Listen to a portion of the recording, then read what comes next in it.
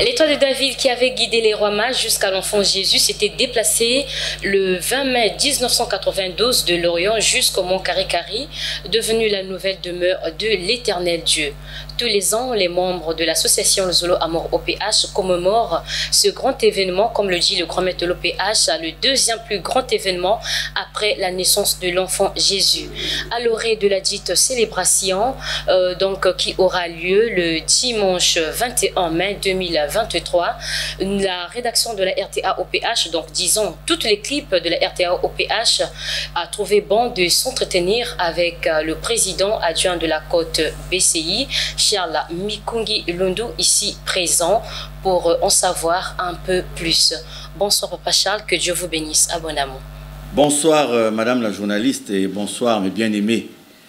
En Guy-Émile Loufa-Sétikwabo, bonsoir nos frères, nos sœurs qui s'intéressent de près ou de loin à l'évolution de notre association, sinon qui s'intéressent à la divinité de Guy-Émile Loufa-Sétikwabo. Et merci pour ce privilège que vous nous accordez, une fois de plus, de venir parler de Guy-Émile Loufa-Sétikwabo, de sa doctrine, de sa mission et de son association. D'entrée de jeu, je voudrais dire aux uns et aux autres que l'association Zolo Amour OPH s'est illustrée ces derniers temps, peut-être dans d'autres circonstances, pour d'autres raisons, mais il convient en ce mois de mai de revenir au carrefour pour vous dire qu'avec le temps qui est un allié précieux, le temps qui est un allié qui ne trahit pas, le temps qui est un allié sûr, indéfectible, de venir vous dire qu'au Congo-Brazzaville, il y a un patrimoine immatériel d'une richesse inespérée qui est là et qui mérite d'être expliqué au peuple du monde entier. Permettez-moi, Madame la journaliste, d'entrée de jeu, je le disais, vous voyez, nous avons étudié l'histoire de beaucoup de personnes. Nous avons dans l'encyclopédie Wikipédia, nous avons les biographies résumées ou en détail de beaucoup de personnes.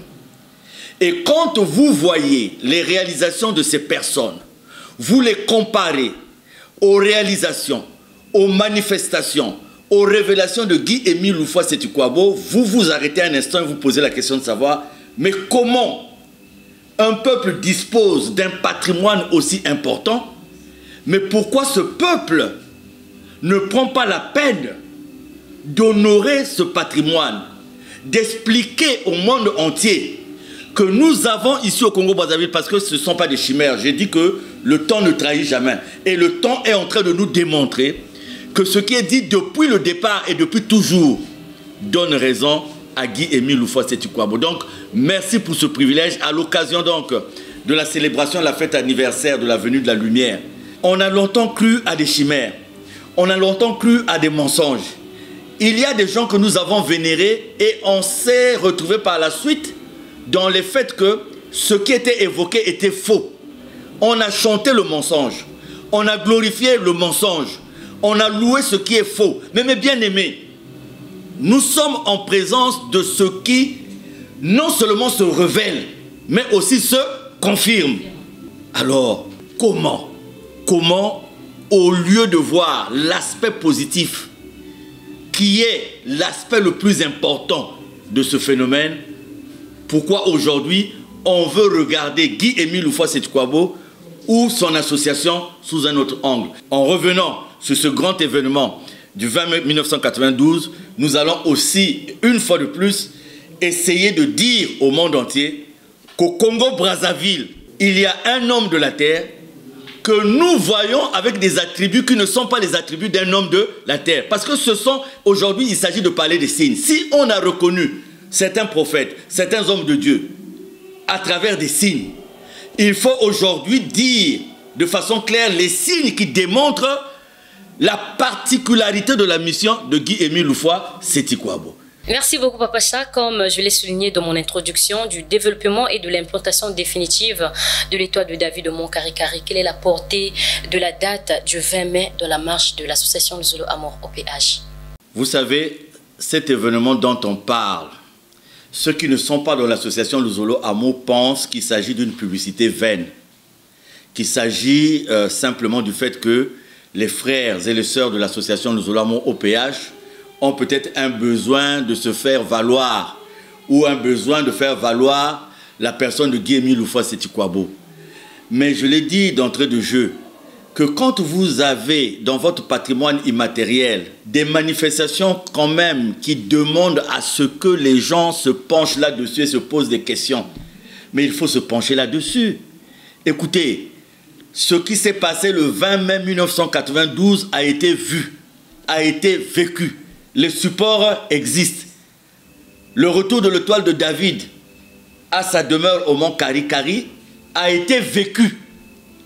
Et il y a eu une secousse qui a fait qu'au niveau de ceux qui s'occupent de l'astronomie, qui a fait que même au niveau de la NASA, les cartes sont là. Les cartes sont là. On a su qu'il y a eu un événement particulier qui s'est passé au Congo-Brazzaville le 20 mai 1992. Mieux encore, il y a eu des témoins oculaires. Écoutez, madame la journaliste, moi je pense que la vérité de Dieu, c'est vrai qu'elle dérange. Parce que, regardez, on a eu des phénomènes de moindre importance pour lesquels on s'est agité. On a fait la publicité. On a dit ce qu'il fallait dire. Mais ça, c'est un événement qui a été vécu. Et quand même pour le bonheur de cette nation qui vit cet événement, qu'est-ce qui devait se passer? Tout de suite, les gens allaient se dire, déployons les moyens qu'il faut pour connaître la quintessence de ce qui s'est passé.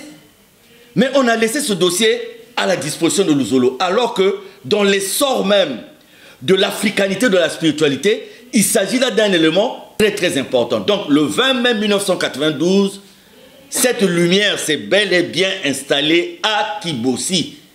Et on peut dire qu'il s'agissait d'un phénomène de météo, qu'il s'agissait de, je ne sais pas, mais il y a eu avant, vous savez, la force de quelqu'un qui parle avec le pouvoir de la divinité, c'est quoi? La force de quelqu'un qui parle avec le pouvoir de Dieu, c'est quoi? C'est de dire quelque chose et cette chose se réalise. Moi, ici, quand il y a eu les élections présidentielles aux États-Unis, il y a un pasteur ici qui avait prédit la victoire de Clinton, de la femme Clinton. Il a dit, pour une première fois, une femme sera prête. Il a dit dans son église. Mais le jour des élections, c'est Trump qui a gagné. Donc, quand quelqu'un est sûr de la parole, révèle quelque chose, et cette chose qui est du domaine de Dieu, et que cette chose se réalise comme la personne l'avait prédit. Mais écoutez, c'est ça la valeur dans ce que nous parlons de la lumière qui est venue au mont Kari-Kari, le 20 mai 1992. Et aujourd'hui, il y a des études, vous voyez, j'ai pas devant moi ce livre qui ne me quitte plus de Herbert Vollmann, c'est un Allemand, et qui lui avait également prédit le retour. Il explique pourquoi cette étoile de David devait forcément revenir quelque part dans un deuxième temps, et que s'il y a eu une première alliance, il y en a eu une deuxième à travers le Nouveau Testament, et il y en aura une troisième à travers l'esprit de vérité. Les études sortent de partout qui viennent le confirmer. Donc, nous, on se dit, quand on se retrouve, on dit, qu'est-ce que Guy-Émile Loufoua-Seti-Kouabo a fait aux gens pour mériter ce qu'il mérite aujourd'hui? Alors que dans son évolution, dans sa marche, dans ce qu'il fait, regardez, je vous prends un exemple. Il y a des gens qui avaient signé des pactes dans beaucoup de maisons mystiques et qui étaient à quelques heures de la mort, à quelques jours de la mort. Ils sont venus vers Guy-Émile Loufoua-Seti-Kouabo qui les a guéris. Alors quel est ce magicien-là qui peut guérir les gens appartenant à des maisons mystiques différentes? Mais ces gens, une fois la guérison obtenue, sont repartis et aujourd'hui se sont mis à combattre encore Guy-Émile Loufoua-Seti-Kouabo. C'est un événement que nous voulons valoriser, quel que soit le degré de l'étouffement. Nous aurons la ressource de Dieu pour dire dans le monde entier que véritablement, le 20 mai 1992, la lumière de Dieu, l'étoile de David, est descendue au mont Kari-Kari. À celui ou à celle qui veut croire aux vérités divines de l'heure, quel message d'encouragement de votre part? Vous savez, lorsque Jésus parle, tout de suite, cela suscite la colère des pharisiens. Mais aujourd'hui, tout le monde parle au nom de Jésus. Pourquoi? Parce que tout ce que Jésus a dit s'est retrouvé exact dans l'évolution du monde, exact dans la marche du monde. La force, c'est quoi? Les prophètes qui parlaient au nom de Dieu, quand ils parlaient, eh bien, le succès de leurs paroles ou la véracité de leurs paroles était la traduction dans les faits de ce qu'ils disaient au nom de Dieu. Là encore, les prophètes parlaient au nom de Dieu. Mais quand quelqu'un dit ce qui est de Dieu, et il dit que ça va se réaliser, et que cela se réalise. Mais qui peut rentrer dans le secret de Dieu, sortir le secret de Dieu, le dire au monde entier, et cela se réalise si ce n'est pas Dieu lui-même? Aujourd'hui, dans les vérités divines de l'heure, quand Guy-Émile parle, il parle de l'africanité de Jésus. Il parle du jardin d'Éden qui est au Congo, Brazzaville. Les gens rient, les gens se moquent. Je me souviens encore quand on allait dans des veillées, ce que nous appelons nous les veillées d'embâche dans les quartiers, c'était un sujet qui soulevait des moqueries par-ci par-là. Mais madame la journaliste, les études dans le monde entier sont venues prouver aujourd'hui que véritablement le jardin d'Éden dont on parle, il y a une démonstration magistrale du pasteur Éric Toumieux de France qui détermine avec précision l'espace géographique dans lequel est situé le jardin d'Éden. Donc c'est bel et bien en Afrique. Et il y a d'autres voix, pas des Africains, pas de Congolais, qui se sont levés aujourd'hui et qui démontrent la véracité des vérités divines de l'heure. Aujourd'hui, quel est le message nouveau, par exemple, que les hommes de Dieu ont apporté? Il n'y a rien. Pourquoi? Parce qu'ils ne sont pas maîtres de cette parole. Ils peuvent être seulement les canaux par lesquels ces paroles peuvent être utilisées, mais ils ne sont pas maîtres de cette... Qu'est-ce qu'il y a de nouveau? On va vous parler de ce que William Branham a dit. On va vous parler de ce que... Mais la révélation. Parce qu'il y a un livre de la Bible qui reste aujourd'hui, un livre qui démontre les limites de l'intelligence de l'homme, c'est l'Apocalypse. C'est le livre de l'Apocalypse. Chacun y va de sa manière dans les traductions. Mais il n'y a que Dieu qui peut donner la vérité. Donc, vous voyez, Guy-Émile, aujourd'hui les gens, quand ils ont une église, regardez le peuple que Guy-Émile a. Vous avez vu en tout temps, tout un train de 12 voitures qui s'est déporté vers Brazzaville avec les pèlerins de deux départements seulement. De deux départements seulement. Le Kwilu et Pointe-Noire. Maintenant, imaginez le reste du monde. Et quelqu'un qui a un monde comme ça, d'autres allaient se préoccuper de quoi? De dire des choses qui flattent pour qu'avoir de l'argent. De dire des choses qui flattent. Les maris de nuit, les femmes de nuit, les visas, les voyages, les affaires. Mais Guy-Émile vient sortir des vérités qui, en temps normal, sont capables de bousculer, même de déstabiliser toute une église. Mais il le dit, et son église n'est pas disons, son association n'est pas déstabilisée. Il le dit, et les fidèles ne font qu'intégrer son association. Ça, c'est une autre dimension. Parce que si ce qu'il disait était faux, le fait de se révéler comme esprit de vérité dans Jean 16, de 10 à 15, cela devait faire fuir des gens. Et quand bien même aujourd'hui les gens extrapolent sur la mort physique de Guy-Émile Loufa-Setukwabo, en disant qu'il est mort et que sa mission s'arrête, les gens croyaient qu'en le disant, le peuple de Dieu allait se désolidariser de la dynamique de la marche en avant de sa mission. Mais ce que les gens n'avaient pas compris, c'est que l'imprégnation de Dieu dans la foi des gens n'est pas liée à un physique.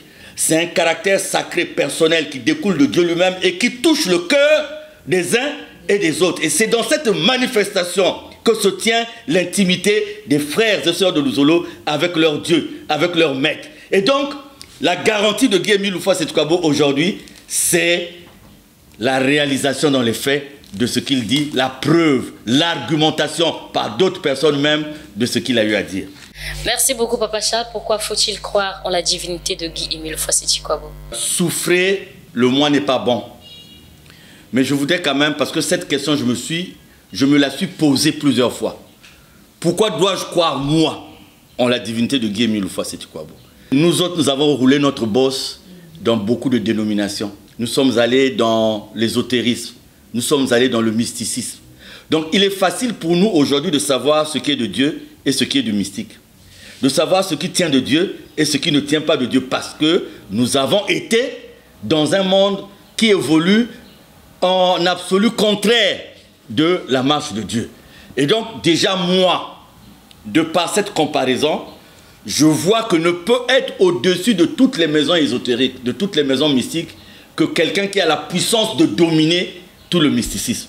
Et cette puissance ne peut être que la puissance de Dieu. Et puis, on va aller dans les similitudes. C'est-à-dire, quand vous parlez de Dieu, il faut que l'homme de la terre qui se réclame de Dieu puisse avoir les similitudes avec l'œuvre de Dieu. Quand Jésus parle de lui en tant que, Eh bien, il y a des similitudes. Il y a d'abord la prédestination, il y a les similitudes. Donc, en Guy-Émile Loufa-Seti-Kouabo aujourd'hui, mes bien-aimés, c'est ce qu'il faut se dire. Mettons Guy-Émile à droite et d'autres hommes de Dieu à gauche. Et mettons les attributs de Dieu. Et faisons porter les attributs de Dieu à ces gens-là. Nous allons voir que tous ceux qui se sont réclamés de Dieu jusqu'à présent, c'était de l'amusement. Et à un moment donné, le temps les a arrêtés dans ce qu'ils étaient en train de faire. Mais en Guy-Émile Loufa-Seti-Kouabo, si on va dans le principe de l'Immaculée Conception, nous avons en Guy-Émile Loufa-Seti-Kouabo le fait qu'il soit né sans placenta. Ça, c'est un fait vérifié. C'est là où je dis, au lieu de jeter des pierres, les gens feraient mieux de se rapprocher, d'étudier quand même cette histoire. Les gens vous disent qu'ils ont quelqu'un qui est né sans placenta. Donc, qui n'a jamais été en contact biologique organique avec sa maman. Et les gens vous disent qu'ils ont les preuves de ça. Ah! Mais à moins que vous vouliez autre chose, à moins que vous cherchez autre chose. On a eu des gens faire des petits gestes de rien du tout ici, tout le monde les a suivis. Mais on a là des faits prouvés. Et en Guy-Émile Loufa-Seti-Kouabo, on peut aller dans d'autres, ce sont des similitudes. C'est, comme qui dirait, les manifestations. Vous avez vu, regardez même, quand nous sommes sous le soleil, regardez ce que cela impose en termes de dérangement sur la peau et tout. Mais vous vous rendez compte que quelqu'un va être vu dans le soleil, que quelqu'un va être vu... On vous dit que quelqu'un a été vu dans le soleil, dans la lune. On vous montre les preuves. On vous montre les preuves. Et non, ça n'intéresse personne. Mais moi, ce qui me rassure, c'est que Jésus, quand il se manifeste aussi, ça n'intéresse personne. En ce moment-là, il rencontre l'opprobre des pharisiens et des autres. Et Guy-Émile nous dit ceci. Dites au monde entier quels sont les signes qui montrent que bien que homme de la terre, je ne suis pas un homme de la terre. Donc, à chaque 20 mai, en revenant sur la venue de la lumière, nous revenons aussi sur ces différents signes qui se basent d'abord sur les similitudes. Qu'est-ce qui prouve qu'il a en lui ce qui n'est pas seulement d'humain, mais ce qui est aussi de Dieu. Jésus a guéri. Jésus a ressuscité. Est-ce qu'en ce qui concerne Guy-Émile Loufa-Seti-Kouabo, il a guéri? Est-ce qu'il a aussi ressuscité les gens? Aujourd'hui, la garantie que nous avons dans la compréhension de la mission de Guy-Émile Loufa-Seti-Kouabo, ce sont des milliers et des milliers de témoignages. Vous allez dire que le guérisseur est capable de faire certaines choses, que le magicien est également capable de faire un certain nombre de choses. Mais je vous dis, si sur tous les plans, malgré la diversité des appartenances, que quelqu'un soit à même de donner une solution à tout le monde, il faut se poser des questions. Donc je disais, nous avons l'habitude pour le 20 mai de revenir sur les similitudes, sur la personne de Guy-Émile Loufa-Seti-Kouabo, sur les réalisations. Regardez, j'allais dire sur les manifestations. Regardez aujourd'hui, on canonise quelqu'un, on le rend saint au niveau de l'Église catholique en passant par 2 étapes, la béatification et la sanctification. La béatification quand vous avez fait une bonne œuvre, la sanctification quand vous avez la démonstration d'un miracle. Bon, imaginez combien de gens de l'Uzolo seraient des saints aujourd'hui. En mettant de côté Guy-Émile lui-même. Moi qui vous parle, au nom de Guy-Émile, j'ai déjà ressuscité plus d'une personne. Donc aujourd'hui, je serais Saint Charles, vous serez Sainte Pétronie de Mabombo, par exemple. S'il fallait partir dans cet élan, combien de saints il y aurait dans l'Uzolo? Et ce ne sont pas des témoignages fabriqués. Regardez, à Pointe-Noire, ici, il y a un chauffeur de corbillard qui est témoin d'un mort, d'une personne décédée dans un corbillard. Et au moment de démarrer pour aller à la mort, Guy-Émile apparaît devant le chauffeur de corbillard, ici à Pointe-Noire, pour dire, faites descendre ma fille.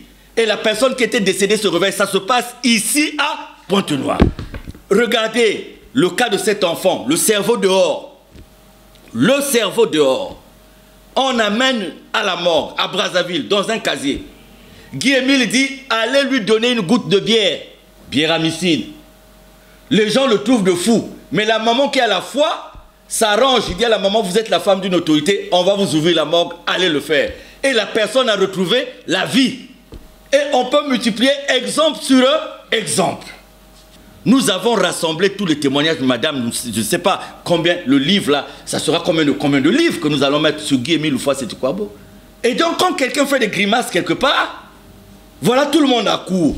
Mais nous avons quelqu'un qui n'a pas besoin de popularité, qui n'a pas besoin d'une notoriété, mais qu'il vous prouve par les manifestations ce qu'il est en train de faire. C'est nous, c'est ce que nous voulons dire. Si les Congolais trouvent que ce patrimoine immatériel, ils ne veulent pas l'honorer, nous sommes heureux parce que dans sa course, dans sa marche, Guy Émile a fait que son association existe dans le monde entier. Donc ce mois de mai, nous avons entrepris une grande action hors du Congo. Parce que le Congo aujourd'hui ne connaît Guy Émile qu'à travers les tribunaux, ne connaît Guy Émile qu'à travers les accusations. Une autorité se réveille quelque part, on lui a donné une enveloppe et il prend une décision, vous ne devez plus prier. Comme si la prière dépendait de lui. Comme si ce qui est dit dans la constitution du Congo, lui, il était au-dessus de la constitution du Congo. Regardez par exemple, il y a quelques jours, il y a une autorité qui se lève comme ça, qui appelle les frères et sœurs de Luzolo. Vous ne devez plus évoluer dans ma circonscription. Sur la base de quoi? Par rapport à quoi? Comme ça, il a décidé. Et de façon verbale. Pourquoi?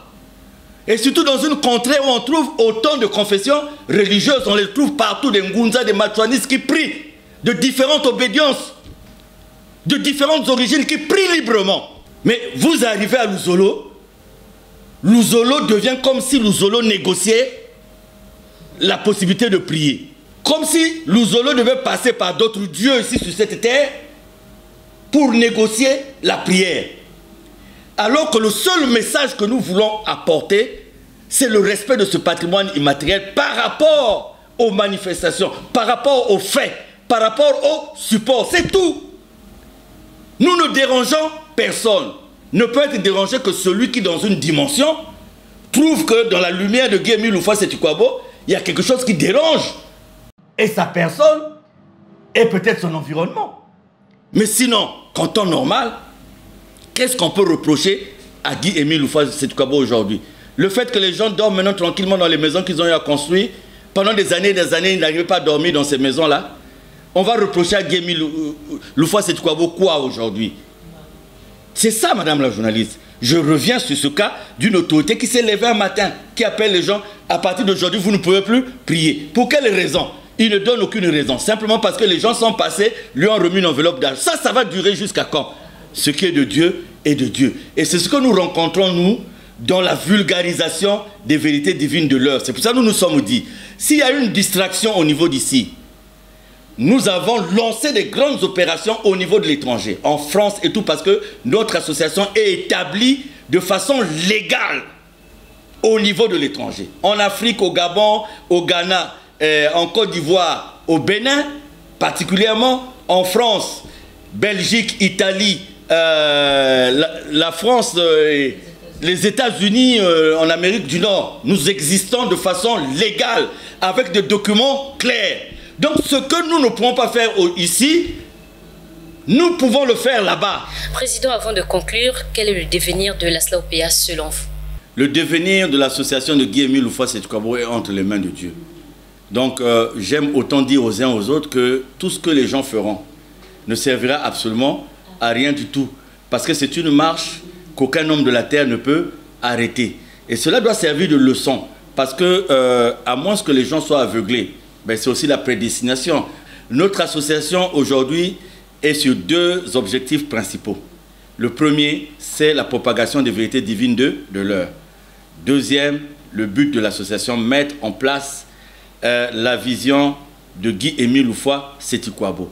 Nous avons dans notre hymne, parlons de ce deuxième aspect, nous avons dans notre hymne cet appel pressant d'aller à l'aide à l'humanité souffrante. Nous voulons vivre la bienfaisance qui part de ce noyau de l'église primitive où on disait qu'il n'y avait ni pauvres ni démunis. Nous voulons atteindre cette société où il n'y a ni pauvres ni démunis, où les gens qui ne trouvent pas la solution dans la société trouvent le moyen de redémarrer à travers l'église, à travers les communautés confessionnelles. Et dans le cadre de ce but de l'association, il nous faut poser des bases qui feront que, à côté des œuvres sociales, d'orphelinat et autres, que nous ayons des œuvres qui produisent des moyens, et en produisant des moyens qui génèrent du travail pour les gens. Voilà le deuxième objectif. Le premier sur la propagation des vérités divines de l'heure, c'est avoir des médias forts qui peuvent être écoutés et vus dans le monde entier. Et à travers ces médias, propager les vérités divines de l'heure. Cela implique une visibilité de notre association par un portail informatique qui fera que dès que vous cliquez sur l'association Nozolo Amo, vous tombez sur un site internet qui vous donne la visibilité exacte de notre association. Deuxièmement, cela passe par l'acquisition des sièges dans différents pays. Cela s'est déjà matérialisé au niveau du Bénin, où nous avons une reconnaissance officielle et un siège. Nous en avons un à Évier, à Cotonou. Nous en avons un autre à Blocodomé, où se trouve le centre médico-social de notre association. Il s'agit maintenant de ne pas garder ces œuvres comme des tombeaux blanchis, mais il s'agit maintenant de les mettre en valeur. D'ailleurs, le pourtour du centre médico-social de Blocodomé doit revêtir de toutes les activités et de tous les moyens, parce qu'il s'agit là comme d'une représentation de notre association.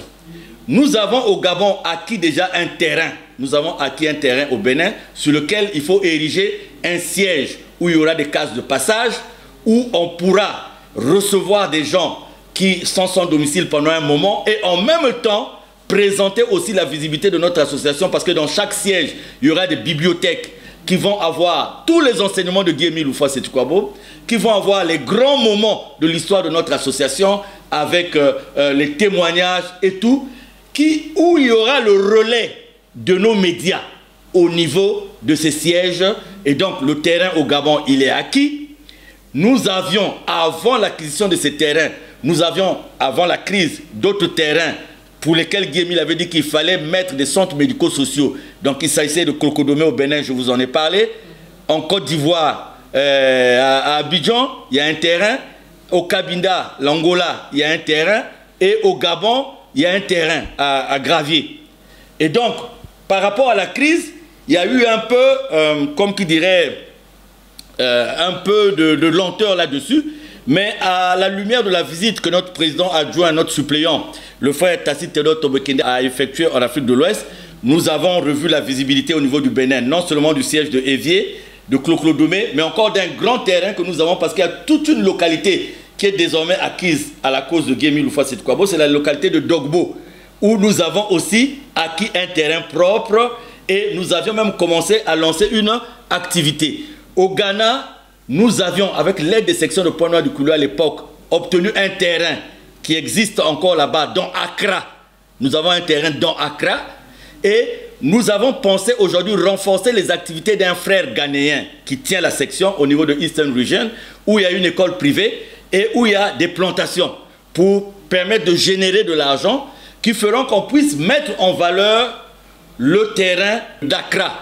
En Côte d'Ivoire, nous avons un siège propre à Gouzangville, nous avons à Port-Boué, nous à Abidjan, nous avons un siège à nous propre en Côte d'Ivoire.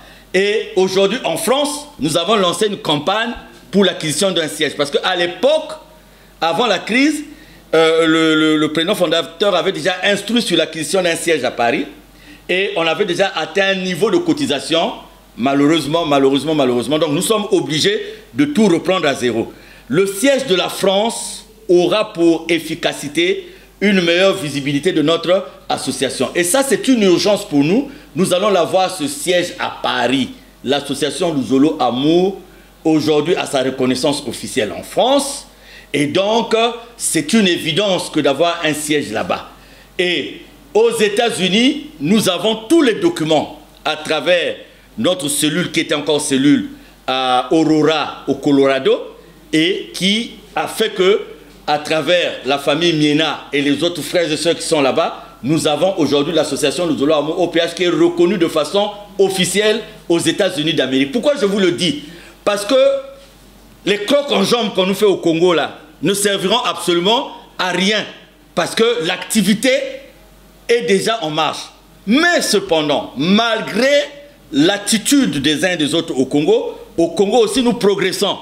Nous progressons dans ce sens où, vous savez qu'à l'époque, papa avait une politique de centres médico-sociaux. Je reviens là sur le volet but de l'association pour qu'on nous comprenne. Donc, papa avait basé ses stratégies prioritairement sur le développement de la ville sainte de Kibossi. Donc, vous voyez aujourd'hui Kamba. Quand vous comparez à Kibossi, c'est le jour là, vous avez vu comment les autres ont développé Kamba. Vous avez vu aujourd'hui comment les autres sont dans les médias à travers la Ratelki. Vous avez vu aujourd'hui l'université Kimbangiste qui forme des grands cadres qui forment des grands médecins. Vous voyez aujourd'hui l'orchestre philharmonique de l'église Kimbangis. Vous avez vu ce défilé de la fanfare Kimbangis à Londres. C'est une fierté. C'est une fierté. Donc, pour Guy-Émile Houphouët-Sétoukwabo, le développement de Kibossi, les centres médico-sociaux, au départ, nous sommes partis d'un centre, c'est celui de Kari-Kari. Et après, il était question des centres médico-sociaux de Boko, de Ngo, de Loudima, de Pointe-Noire. Le centre médico-social de Loudima avait une particularité, c'est d'être au centre, donc de servir comme de base d'accueil de tous les malades qui venaient de Zanaga, de la Bouenza et partout, d'où son architecture et son équipement qui devait conduire à avoir toutes les unités de diagnostic et aussi les unités de chirurgie. Il y a déjà un bloc opératoire et on devait faire qu'au lieu d'aller faire une radio à Dolisie ou à Pointe-Noire, au lieu d'aller faire une échographie je ne sais où, tout cela devait se retrouver à Loudima. Mais avec la crise, nous avons perdu la main mise sur le centre médico-social de Loudima, bien qu'étant placé sous notre responsabilité. Et nous sommes restés actuellement avec le centre médico-social de Pointe-Noire qui est devenu clinique. C'est-à-dire que malgré la crise, nous l'avons fait passer au stade clinique, nous l'avons équipé, nous avons un deuxième équipement avec nos partenaires qui viennent de la France pour faire d'ici à Paka un centre de référence.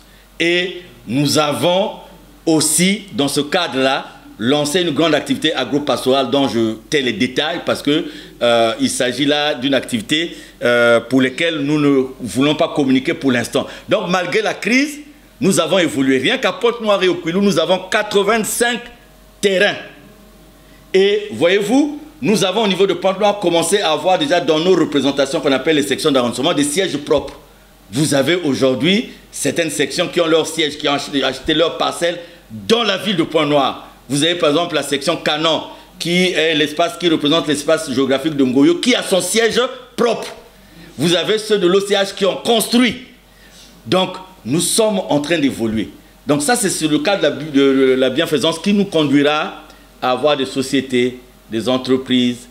Nous avions à l'époque voulu lancer une compagnie aérienne, une compagnie de transport terrestre. Nous avons recueilli jusqu'à près de 980 millions qui devait nous permettre d'asseoir tous ces projets. Bon, vous savez là où nous sommes arrivés aujourd'hui, mais cela ne nous décourage pas. Maintenant, le premier aspect des vérités divines de l'heure passe par la collecte de toutes les argumentations qui sont énoncées aujourd'hui sur les vérités divines de l'heure et surtout le développement de nos médias. Vous savez, avec des moyens de bord, nous avons lancé la RTOPH et nous comptons renforcer la montée en puissance de cette radio. Donc, nous sommes confiants sur le devenir de notre association parce que notre association n'appartient ni à X, ni à Y. C'est l'association de Dieu. Donc, tant que nous ferons confiance en Dieu, nous allons avancer. Il y avait des sérieux problèmes. Il y avait des problèmes de transparence. Il y avait des problèmes de gestion. Et donc, aujourd'hui, nous avons atteint un niveau où même le dernier membre de notre association peut venir s'enquérir de la situation financière de l'association pour donner la confiance aux gens, pour que les gens sachent, puissent savoir la destination de leur argent. Et nous avons fait que les responsables chez nous soient bénévoles. Aucun responsable n'est payé pour ne pas inciter les gens à occuper des postes de responsabilité pour la simple raison de gagner de l'argent. Merci beaucoup Papa Charles. Votre mot en guise de conclusion et surtout n'oubliez pas cette fête du 20 mai. Voilà, donc le 20 mai, nous serons dans toutes les sections du Congo et dans le monde entier, mais cette fois-ci nous allons mettre un accent particulier sur les sections de l'étranger. Parce qu'au Congo, on connaît trop les Luzolo par les tribunaux, par les refus d'évoluer, les interdictions de prier, les injonctions, les sommations, les menaces et tout ça, qu'à cela ne tienne.